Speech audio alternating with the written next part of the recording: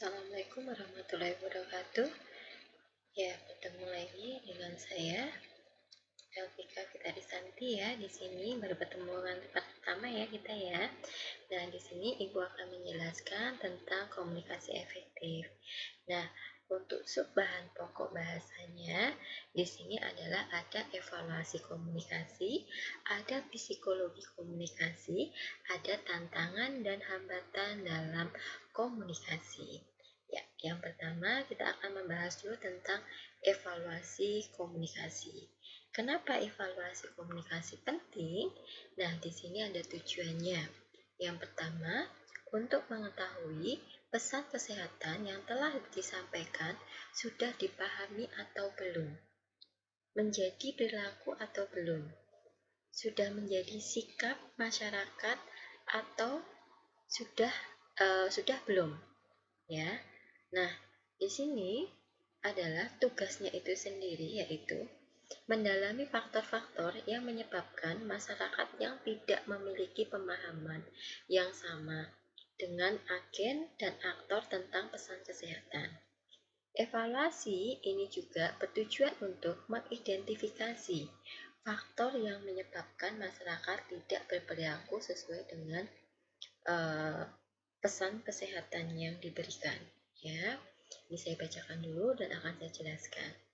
Evaluasi komunikasi ini sangat penting ya dilakukan untuk melakukan validasi apakah informasi sudah disampaikan dan diterima dengan baik, dan bila perlu minta klien untuk menjelaskan ulang secara singkat. Jadi yang namanya evaluasi komunikasi itu adalah bagaimana sikap kita mengevaluasi pasien, apakah dia sudah merubah sikap dia ataupun perilakunya. Misalnya di sini dalam KIE, ketika kita menjelaskan KIE tentang atau memberikan konseling tentang nutrisi pada ibu hamil, ibunya sedang hamil. Pada minggu berikutnya, ibu kita kasih penjelasan tentang bagaimana cara mengkonsumsi makanan yang 5 bintang misalnya, ya. Misalnya di sini ada sayur, buah, lauk pauk, susu, dan kebutuhan-kebutuhan ibu hamil yang lainnya. Nah, berikutnya waktu kunjungan ulang, kita akan mengevaluasi apakah ibu sudah mengkonsumsi ataupun melakukan apa yang sudah kita jelaskan. Gitu ya, itu adalah fungsi untuk tujuan untuk evaluasi komunikasi ini. Jadi dia adalah fungsinya untuk mengidentifikasi ya, kenapa sudah diberikan informasi kok belum dilakukan, ada apa, seperti itu. Ini adalah tugasnya itu untuk mengidentifikasi kenapa ibu tidak makan sesuai dengan anjuran. Oh, mungkin ibunya karena masih mual pada hamil, jadi ibu belum berani untuk makan yang terlalu amis misalnya, seperti itu. Nah, ini fungsi untuk evaluasi itu sendiri. Nah, selanjutnya di sini ada proses perencanaan komunikasi kesehatan. Gimana kita merencanakan suatu komunikasi kesehatan itu. Yang pertama di sini adalah ada agen atau aktor. Siapa yang akan memberikan ya, ataupun agen atau aktornya. Di sini ada pesan kesehatan. Apa yang akan disampaikan? Misalnya, kalau di era saat ini kan tentang COVID-19 ya. Nah, di sini adalah Dinkes ataupun Dinas Kesehatan maupun Kemenkes, dia akan memberikan pesan kepada kesehatan. Patuhi protokol yang ada, gitu ya. Misalkan cuci tangan, menggunakan masker, seperti itu. Nah, di sini nanti akan disampaikan ke antar personel, ya, atau antar per orang. Setelah itu akan diantarkan ke kelompok. Setelah kelompok nanti akan ke unit lagi organisasi, misalnya di organisasi IB, organisasi keperawatan, kedokteran, semuanya langsung menyebar tentang protokol kesehatan tentang COVID itu. Setelah itu akan muncul ke massa ini akan lebih banyak lagi orangnya yang akan menerima informasi-informasi mengenai protokol COVID-19 tersebut. Nah, selanjutnya di sini akan diterima oleh siapa? audien ataupun masyarakat ataupun personal. Siapa yang akan menerima? Seluruhnya, bapak, ibu, wanita, laki-laki, semuanya audien yang ada dalam lingkup ini. Selanjutnya akan kita evaluasi. Nah, sudah banyak belum yang menggunakan protokol-protokol kesehatan, misalnya cuci tangan, menggunakan masker, seperti itu. Nah, ini nanti akan kembali lagi ke dinas kesehatan tersebut ataupun agen aktornya. Oh, sudah sesuai belum? Sudah dilaksanakan belum protokol kesehatan pencegahan COVID ini? Gitu. Ini ya, jadi proses perencanaan komunikasi. Nah, selanjutnya untuk evaluasi ini sudah selesai, kita ke psikologi komunikasi. Ya, ini adalah bab 2. Ya, psikologi sendiri adalah ilmu tentang jiwa. Ya, jiwa artinya adalah kekuatan atau potensi yang menggerakkan manusia dalam menjalani hidup ini dengan baik dan benar, adalah jiwa kita, psikologi itu. Nah, psikologi positif yakni jiwa sebagai kekuatan yang menyebabkan manusia masih hidup sesuai harapan. Oh, sesuai harapan saya adalah saya berpikiran positif, saya harus lulus D3 saat ini. Kekuatan untuk berpikir, berperasaan, dan bertindak. Dan mengerti gerak jiwanya dan jiwa orang lain. Kita mempunyai feel sama orang. Misalnya feeling misalnya. Oh, mengerti gerakannya apa, ya inginnya apa. Nah, kalau psikologi menurut Miller adalah ilmu yang berusaha menjelaskan, memprediksi, dan mengontrol mental dan peristiwa yang berkaitan dengan perangi. Ya, jadi bisa mengontrol diri kita sendiri. Nah, ini adalah kita kembali ke psikologi komunikasi. Kalau tadi kita tentang psikologi itu apa? Psikologi adalah jiwa ya. Nah, kita di sini akan membahas tentang psikologi komunikasi. Psikologi komunikasi merupakan salah satu cabang kajian dalam komunikasi yang membahas mengenai bagaimana pemahaman terhadap psikologi dapat membuat proses penyampaian pesan atau proses komunikasi menjadi lebih efektif. Nah, yang berikutnya adalah ini dari Miller. Definisi dari Cherry ini adalah ilmu yang berusaha menguraikan, meramalkan, dan mengendalikan peristiwa mental dan behavioral dalam komunikasi atau perilaku. Ya, secara umum kita dapat mengidentifikasi bahwa psikologi komunikasi sebagai ilmu yang menguraikan, mengamalkan, dan mengendalikan peristiwa mental dalam berkomunikasi. Ya, nah di sini ada beberapa. Ya, ini adalah ada metodenya sendiri. Gimana sih cara untuk mengukur atau mengetahui psikologi seseorang itu? Di sini ada metode psikologi. Psikologi menggunakan metode-metode ilmiah. Jadi dia menggunakan ilmiah secara ilmiah ya dalam pengumpulan data dan informasinya. Ya, jadi harus secara ilmiah. Tidak boleh meraba-raba, oh, anak itu seperti ini. Tapi kita harus mengumpulkan data secara ilmiah. Ya, metode ilmiah adalah satu cara untuk mengetahui, mengikuti prosedur ilmiah untuk memperoleh data atau informasi yang diperlukan. Ya, suatu ilmu pengetahuan. Nah, di sini adalah meliputi ciri-cirinya. Objektif, ya. Kalau objektif ini kan biasanya diberikan data sesuai dengan keadaan sesungguhnya.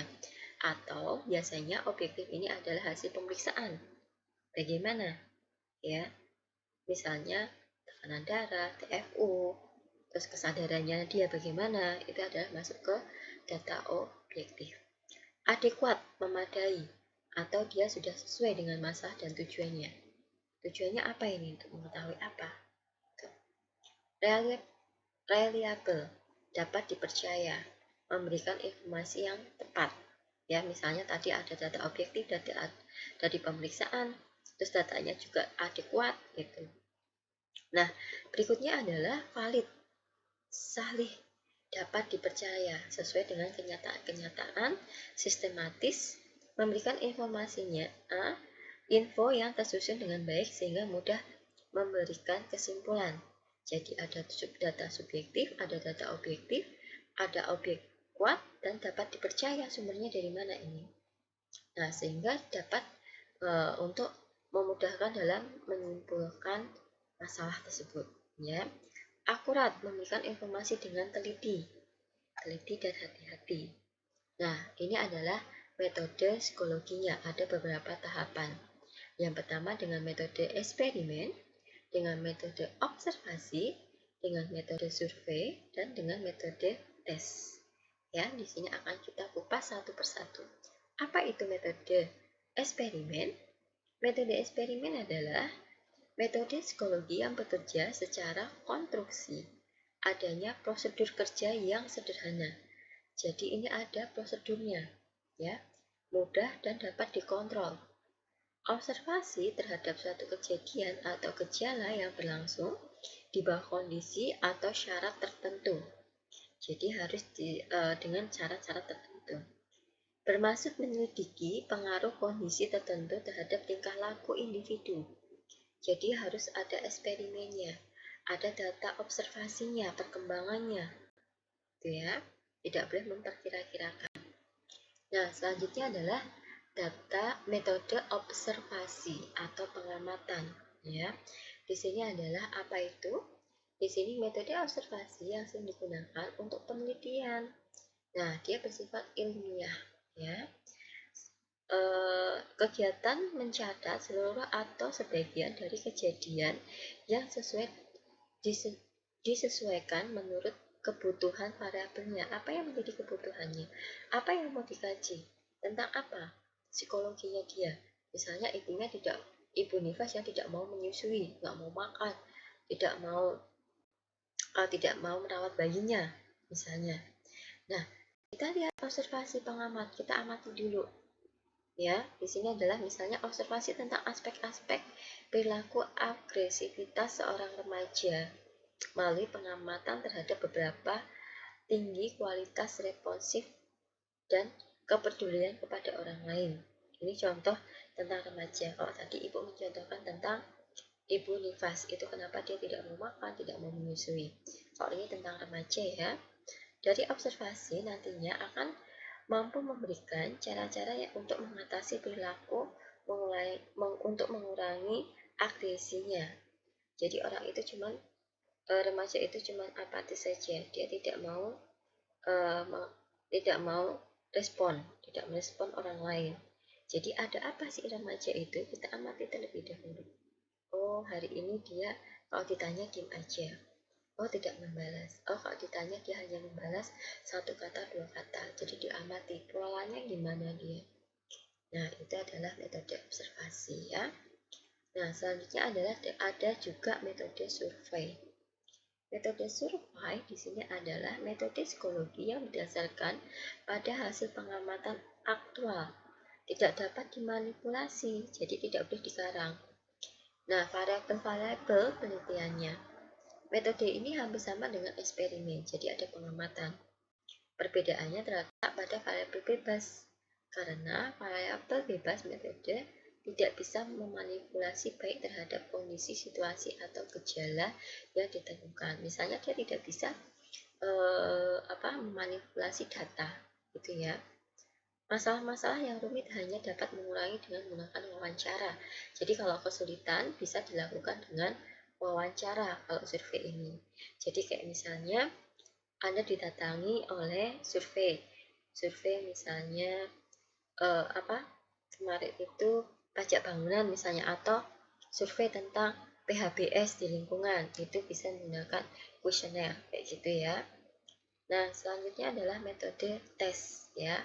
Metode tes ini adalah instrumen yang sering dipakai pada masa psikologi, ya, kontemporer.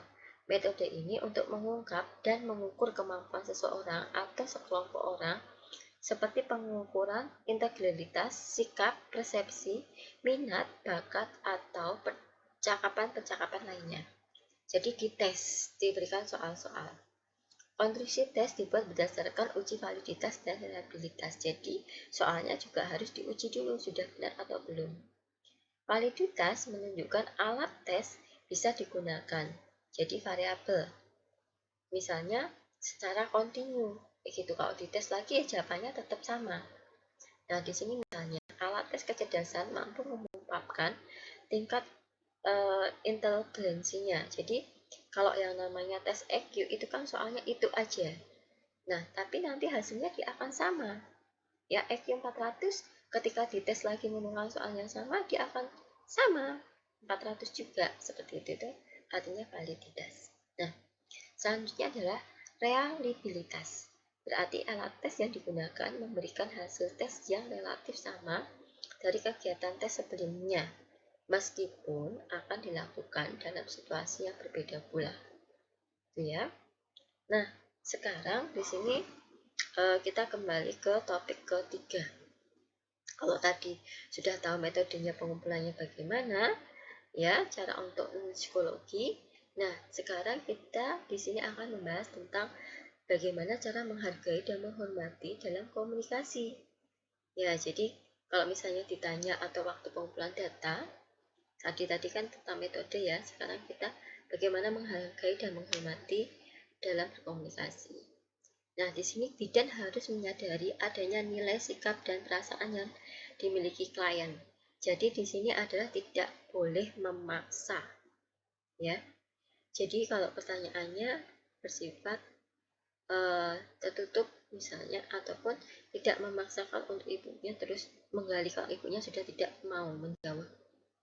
Bidan yang mampu menunjukkan keikhlasan yang tingkat tinggi baik secara verbal maupun non verbal.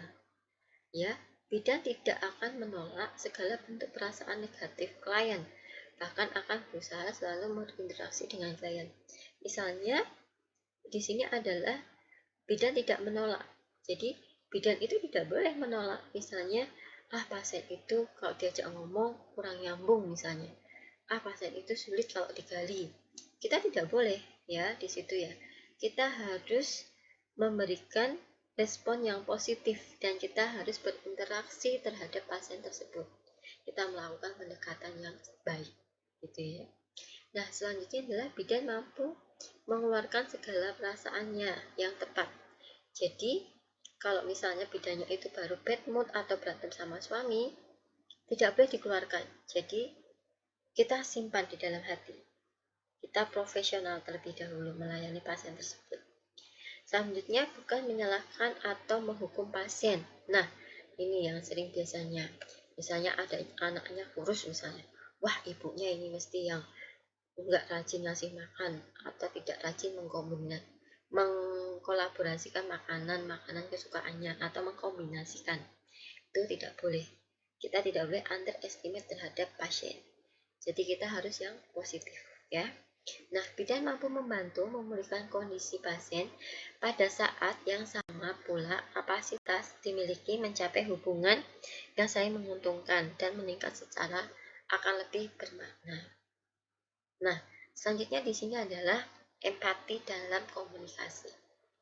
Empati adalah perasaan atau pemahaman dan penerimaan bidan terhadap perasaan yang dialami oleh klien dan mampu dalam merasakan dunia pribadi pasien. Jadi kalau misalnya pasien itu curhat tentang suaminya, tentang anaknya, kita harus mampu memahami. Jadi kita mendengarkan dengan baik dan kalau misalnya dia minta solusi, kita harus segera memberikan solusi apa yang tepat. Yaitu berikutnya adalah empati, memperbolehkan bidan untuk dapat berpartisipasi sejenak terhadap suatu yang terkait tentang emosinya. Ya, next lanjut. Saya buka aspek dalam empati. Apa saja di aspeknya? Di sini adalah aspek mental, yaitu memahami orang secara emosional dan intelektual. Jadi efeknya dalam empati itu dia akan memberikan aspek mental atau secara emosional dan intelektual. Aspek verbal adalah mudah aman terhadap perasaan dan alasan reaksi emosi pasien. Ya. Nah, berikutnya adalah aspek nonverbal, yaitu kemampuan menunjukkan atau empati dengan kehangatan dan kesejatian, gitu ya. Oke, next ya. Ini adalah aspek kita harus, mental kita juga harus baik, aspek verbalnya kita juga harus ada perasaan atau bagaimana toleransi seperti itu. Terus aspek non verbalnya yaitu kemampuan menunjukkan rasa empati. Ya. Nah, di sini ada kehangatan bisa dilihat dari sikap dalam postur tubuh. Jadi ketika kita memberikan suatu konseling pada pasien itu bisa menilai dengan postur tubuh kita. Misalnya, kepala duduk atau berdiri dengan tinggi yang sama. Kita harus mengimbangi, ya.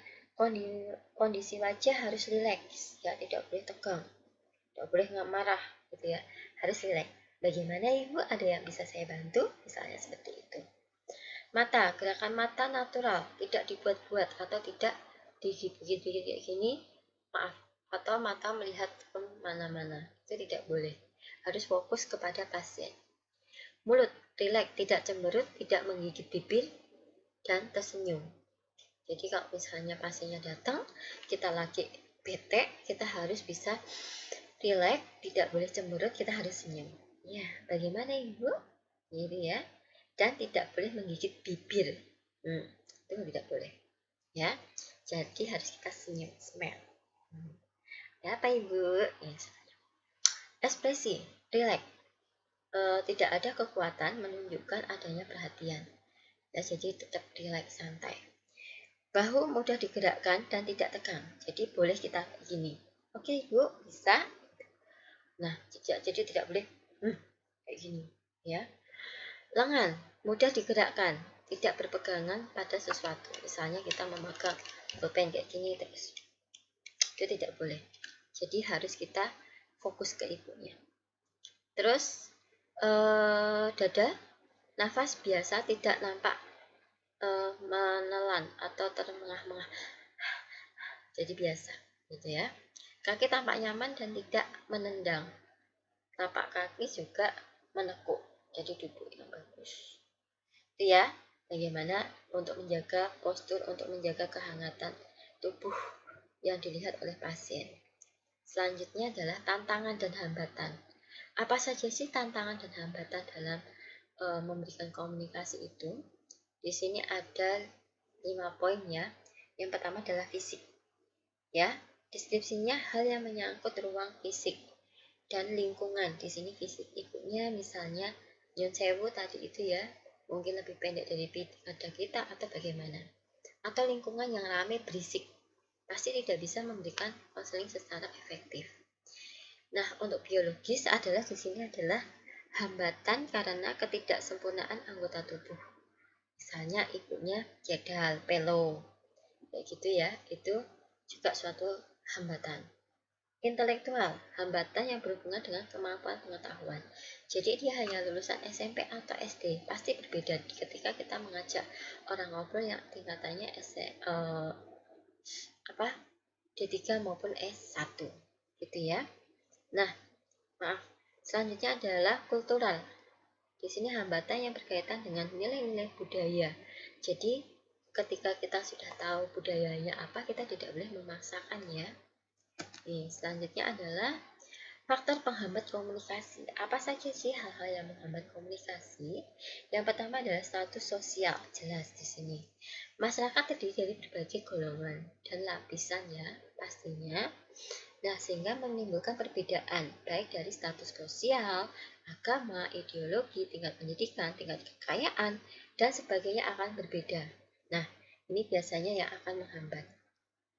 Ya, status psikologis, seorang bidan harus bisa mengesampingkan kondisi amarah, rasa kecewa, kecemasan, perasaan iri hati, kebingungan, dan kekalutan saat akan berkomunikasi. Jadi kita rileks, tenang. Ya. Nah, sosial budaya selanjutnya. Di sini menurut Effendi, komunikasi akan berjalan lancar jika suatu pesan yang disampaikan ke komunikator mampu diterima oleh komunikasi secara tuntas, jadi secara rampung, ya, yaitu diterima dan dimengerti secara indrawi dan dalam pengertian asepted atau secara rohani. Ya, jadi dapat untuk mengetahui komunikasi baik dipandang dari sisi keanekaragaman budaya, norma, kebiasaan bahasa, gaya hidup, postur tubuh, warna kulit. Nah, untuk itu dalam komunikasi perlu dipertanyakan siapa dia, bagaimana kebiasaannya. Ya, jadi kita harus tahu budayanya dia dengan kita menanyakan terlebih dahulu bagaimana kebiasaannya, apa bahasanya, bagaimana karakteristiknya, ya. Nah, selanjutnya adalah prasangka, merupakan dugaan yang belum menjamin kebenarannya, ya. Jadi kita tidak boleh underestimate pada pasien tersebut, ya. Prasangka yang jelek akan menimbulkan kecemasan sehingga mengganggu proses komunikasi. Wah, itu jangan-jangan itu tidak boleh, ya. Harus positive thinking. Selanjutnya adalah hambatan, ya. Faktor sematis disebabkan oleh karena faktor bahasa, ya, atau penggunaan alat yang pemikiran dan perasaan dalam komunikasi. Jadi adanya perbedaan alat, ya, komunikasi yang berbeda dalam menjalankannya. Misalkan alat-alat kesehatan, pinset atau apa di sana namanya apa, kayak gitu. Oke, lingkungan yang bising dan tidak bersahabat akan menghambat dalam upaya menerjemahkan isi pesan. Ya, jelas ya, kalau rame pasti kita tidak bisa memberikan informasi kepada pasien maupun kepada teman. Tuh. Nah, hambatan mekanis dalam suatu komunikasi yang menggunakan media, informasi atau isi pesan yang disampaikan oleh komunikator terkadang tidak sesuai dengan isi dan yang diterima. Jadi kalau kita dapat dari pusat biasanya itu ada yang tidak sesuai dengan. Nah, itulah tadi 3 komponen yang saya sudah jelaskan. Selanjutnya adalah silahkan mengisi atau diskusi tanya jawab mengenai komunikasi efektif ini pada e-learning. Ya, terima kasih. Saya akhiri. Assalamualaikum warahmatullahi wabarakatuh.